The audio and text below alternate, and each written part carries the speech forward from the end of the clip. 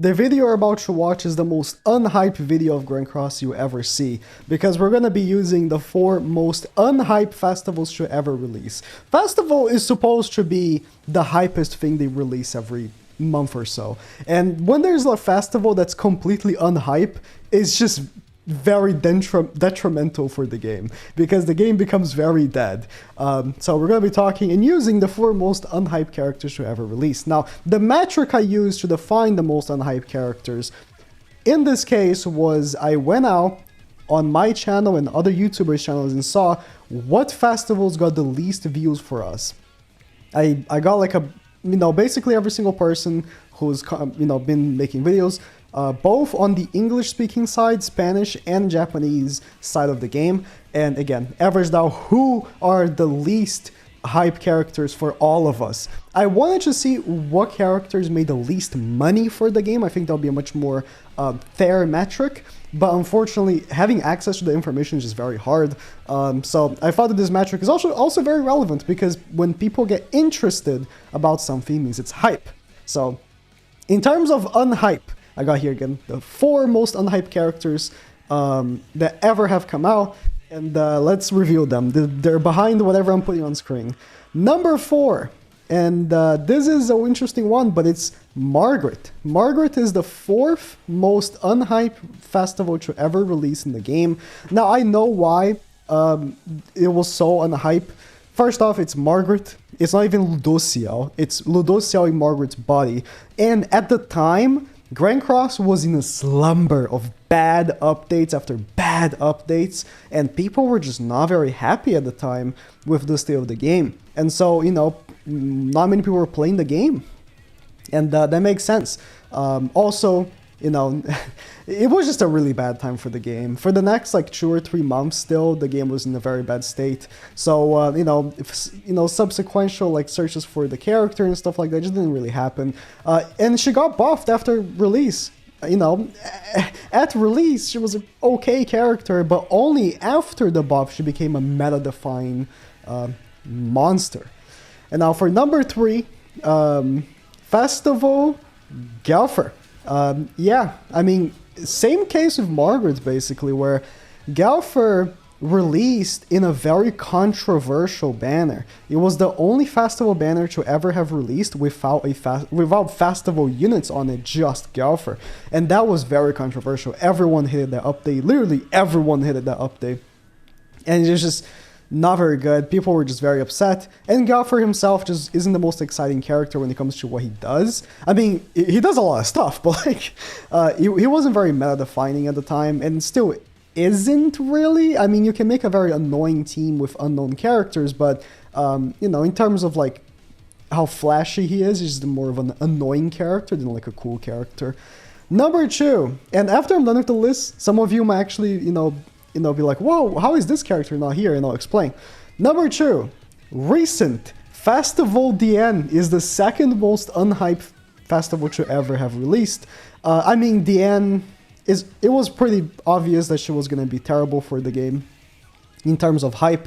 Terrible decision to make her the global 2nd anniversary character.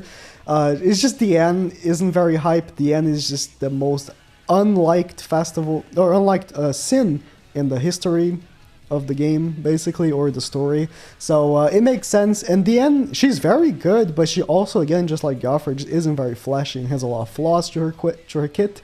So it just ends up being a very unhyped character. But number 1, and I think a lot of people probably know who it is already, is Cusack. And for the ones that didn't know it was Cusack, you probably forgot he's a festival. You probably forgot, because he shouldn't have been a festival. And again, he released, 2 weeks after Margaret? And it was again, just another controversial banner where people were like, what is this? Why are we getting 2 festival banners back to back? There are 2 festival banners on at the same time. It's just so weird.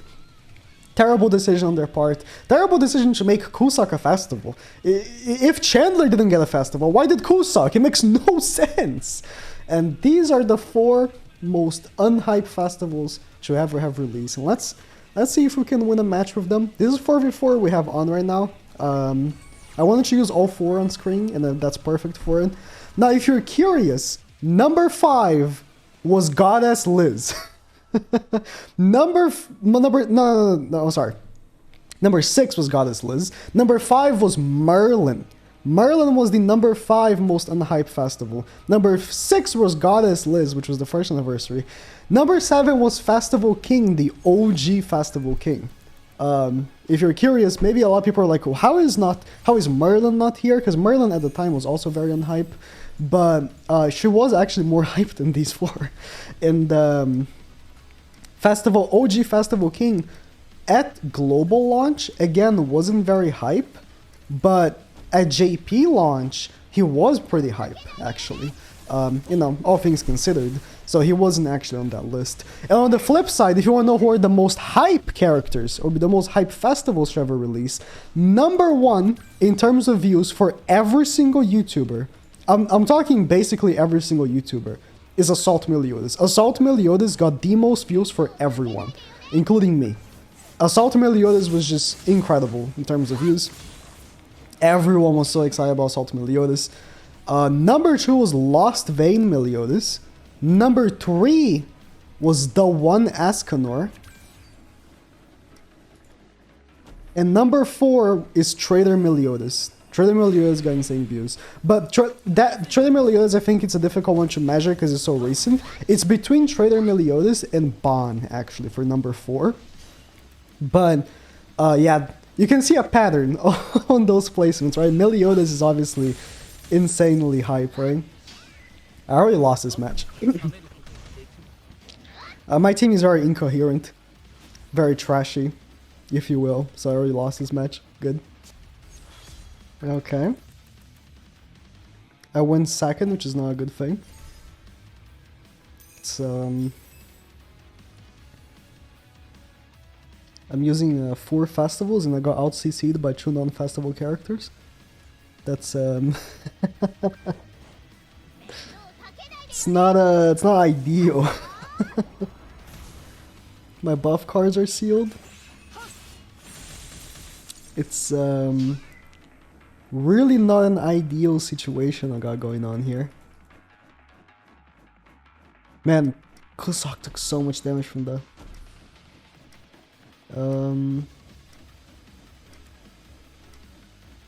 I mean, what can I do? My team sucks. My team sucks. No. I mean, Kusok also, like, he came out to solve a problem that wasn't in the game, right? When Kusok came out, Ban was already not meta anymore. Like, he is a unit that was strictly made to counter Festival Ban. And at launch, Kusok released for no reason, because Ban was not meta anymore. Only, you know, months later, when Holy Relics came out, Kusok actually became like a relevant character, because Ban became meta then. But beforehand, Ban was not really meta. I mean, he was meta for quite a little bit, but you know, when Kusok came out, Margaret was meta. Margaret was number 1. Right? And then Kusok just sit there with his thumb in his mouth like, I am definitely here for a good cause. I know I get shit on by Margaret, but hear me out. If you face Ban, which you probably won't because everyone's running Margaret, I am good for him. Not as good as Margaret is, but good nonetheless.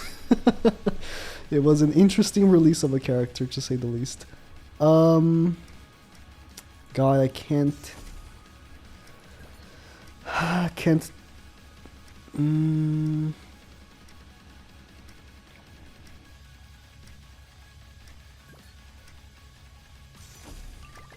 I have to kill King.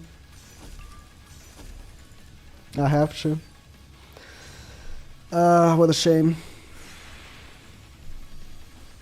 Wish I could take off the ultimate gear from Bomb, but I have to kill King.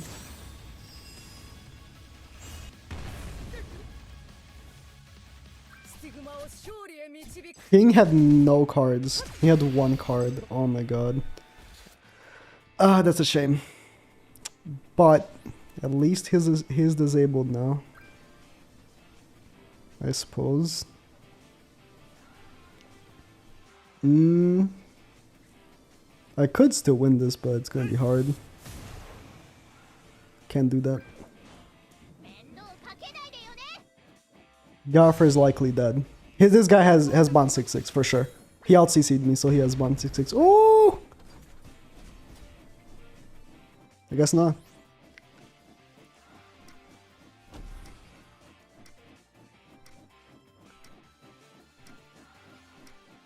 I was thinking of going for DN's ultimate, but if I do, he's just gonna take it off anyways with his DN, so I'm gonna go for Gaffer's ultimate, even though Gaffer's ultimate isn't the greatest. Because if he goes for his DN's ultimate, I can just delete it, and he loses all 5 ultimate gauge. I actually won this match. Unbelievable. How did I win this match going second? Okay. I won't play any more than this. I actually should have ended the video there, because I don't really care for playing with this team. I'm hoping to keep getting Gaffer cards so I can keep sealing his buffs. I guess I'm gonna go for Margaret? I don't even know, man.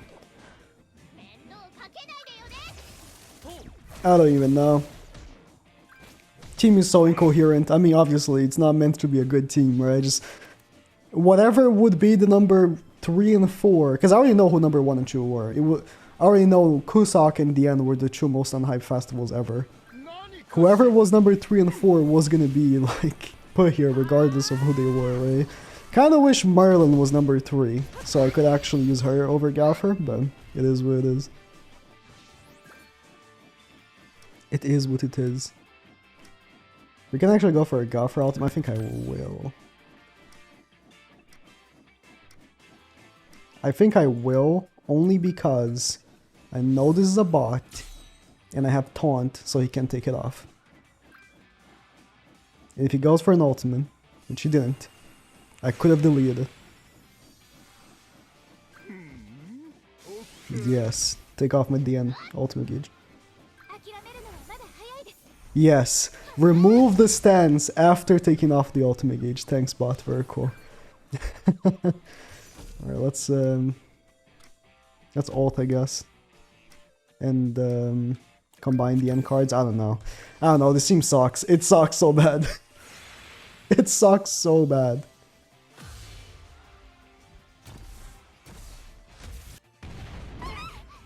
Yeah, that damage. See, this is the thing about Gaffer, right? Like, his ultimate was just a major disappointment. Because they were like, oh, we made Bon have, you know, HP based damage, and it worked out, so let's just give it to Gaffer. It's the same thing, right? Yeah, it is the same thing, sure is. Damn, actually... Can Kusak break the shield? I don't know. Let's see. Gaffer will be fine. Kusak cannot break that shield. No. Yeah. I don't want to play this. I don't want to use this. I played with these characters for 5 minutes and I'm already bored of playing with them. I mean, even Margaret I don't use anymore. So, yeah, that's it.